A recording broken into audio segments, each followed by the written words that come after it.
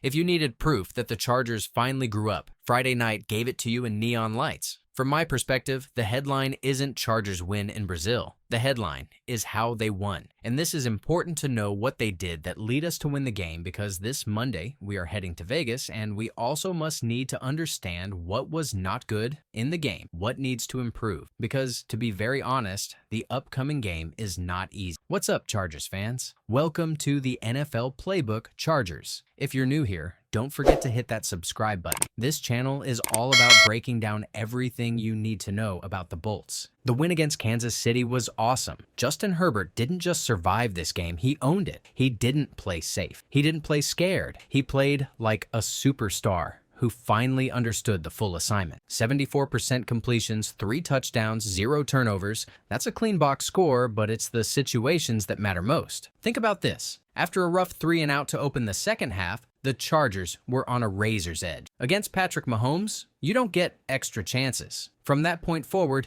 every single possession had to end in points. And they did. Field goals, touchdowns, whatever it took. That's not just vibes. That's a quarterback in full command, knowing the math, understanding the moment, and refusing to give the ball back with life left in it. Herbert's growth didn't come from a single throw. It came from his choices. He took leverage throws when the Chiefs rolled coverage. He checked down when nothing was there instead of forcing hero shots. He used his legs in the biggest moment of the night, the scramble that iced the game, and slid to protect himself. It sounds boring. It wins championships. This was Herbert's most mature performance to date. It wasn't just flash. It was leadership without the press conference sound bites. But he didn't do it alone. This offensive line, absolute clinic. Joe Alt looked like he'd been built in a football lab. 41 pass blocking snaps, not a single pressure allowed. That's outrageous for a rookie on a huge stage against a future Hall of Famer like Chris Jones. His feet stay quiet, his base stays balanced, and his hands strike with violence but control. The kind of play that gets veteran defensive ends shaking their heads mid-drive. Mekhi Becton and Jamari Salyer, rock solid. Zion Johnson gave up just 1 pressure. The collective effort turned one of the league's scariest defensive fronts into background noise for most of the night. Last year, this team tilted every time protection broke down. Friday, stable, even when Kansas City dialed up exotic looks. That's the difference between almost and wire to wire. Now, let's give Greg Roman his flowers. I've been critical of him, and a lot of you have too. That criticism was earned. But Friday night? This was his best game as Chargers offensive coordinator, hands down. Early down aggression was the key. Instead of banging our heads into loaded boxes, Roman kept the Chiefs off balance by throwing on 1st and 2nd down, setting up manageable 3rd downs,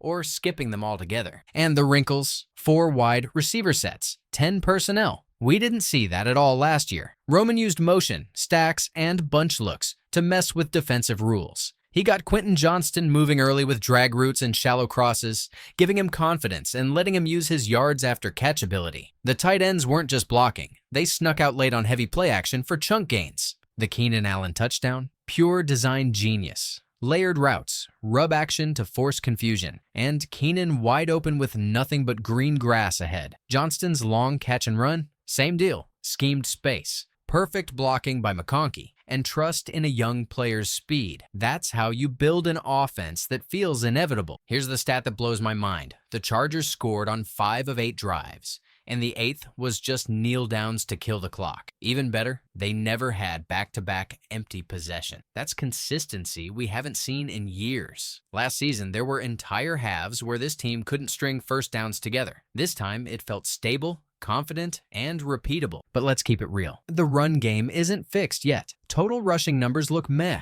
25 carries for 90 yards. But dig deeper, and it's clear there's work to do. Omarion Hampton flashed north-south speed when the crease was there, but his vision was hit or miss. Too many negative or 0-yard runs because he didn't see the cutback lane. That's teachable, but it shows he's still learning the pro game. Najee Harris getting 1 carry? That's not sustainable. This game plan was pass-heavy by design, attacking Kansas City's secondary, and it worked. But long-term, they'll need Najee to balance the offense. If I'm in that meeting room, I'm asking Roman to add some wrinkles. A little counter G with pulling guards, some motion to stretch the front, maybe a bash read where Herbert's legs threaten just enough to freeze linebackers. Not reinventing the playbook, just creating hesitation, because that half second of hesitation turns 2nd and 12 into 2nd and 6. Defensively, it was almost perfect. Outside of 2 busts, a Hollywood Brown bomb on 4th and 5 and a spy on Mahomes to stop the scrambles. Would have been nice earlier, but at least it happened. Here's where it went wrong, and why it mattered. On those busted plays, communication in the deep third was late. This defense plays zone match principles, meaning you pass routes off mid-play. If the safety doesn't declare leverage early, confusion happens. That's how you end up with 2 guys on one route and nobody on Kelsey. The fix is simple. Clear pre-snap calls and trust your rules. It's boring, but it wins games in December. The penalties?